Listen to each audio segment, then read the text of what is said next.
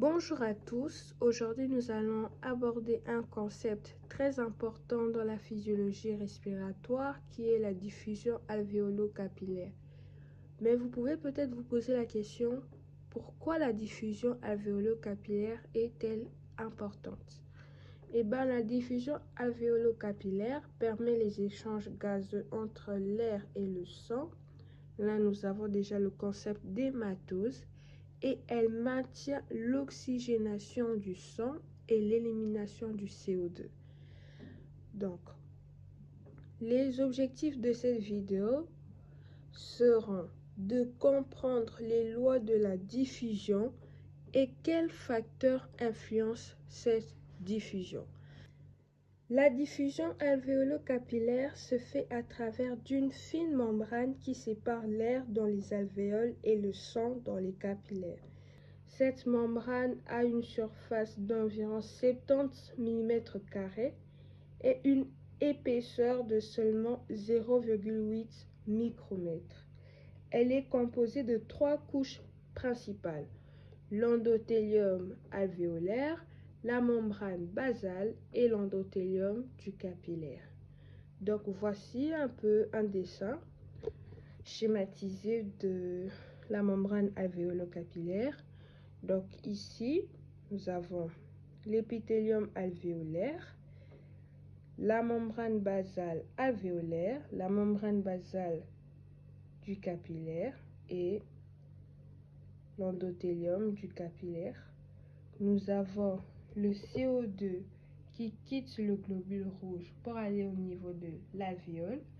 Là, c'est pendant le processus d'expiration. Et l'O2 qui entre dans le globule rouge, là c'est dans le processus d'inspiration où les globules rouges est réoxygéné. Mais une chose très importante à avoir en tête, c'est que la diffusion est passive. Elle est réalisée grâce à un gradient de concentration. Donc, ça se réalise de la zone la plus concentrée à la zone la moins concentrée.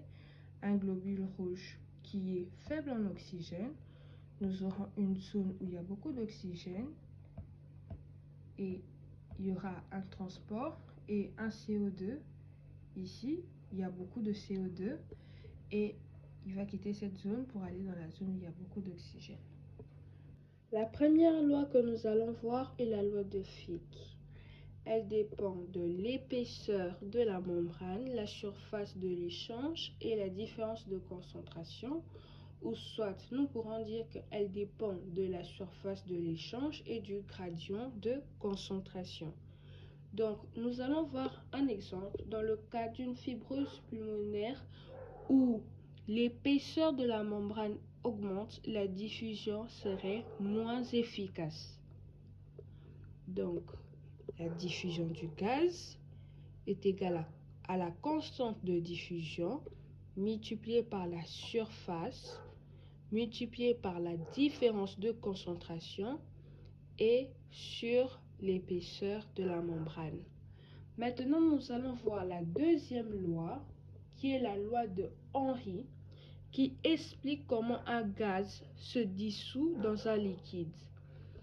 Donc, le flux du gaz sera égal à la solubilité multipliée par la constante de diffusion multipliée par la surface et multipliée par la différence de pression partielle sur l'épaisseur de la membrane.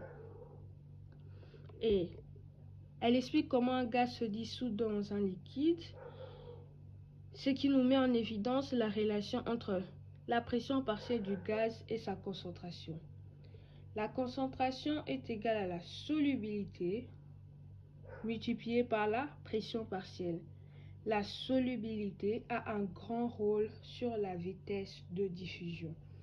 Plus un gaz est soluble dans un liquide, mieux sera la diffusion. Maintenant, nous allons aborder notre dernier point qui est les facteurs influençant la diffusion. Donc, premièrement, nous avons comme facteur le facteur membranaire qui est la résistance due aux caractéristiques propres de la membrane. Nous avons les facteurs sanguins qui dépendent de la liaison du gaz à l'hémoglobine et la teneur du sang en hémoglobine. Donc la teneur de l'hémoglobine dans le sang. Donc ici nous allons voir que l'affinité du CO2 pour l'hémoglobine est 250 fois plus forte que l'affinité de l'hémoglobine pour le dioxygène. Donc la diffusion du CO2 sera beaucoup plus accrue.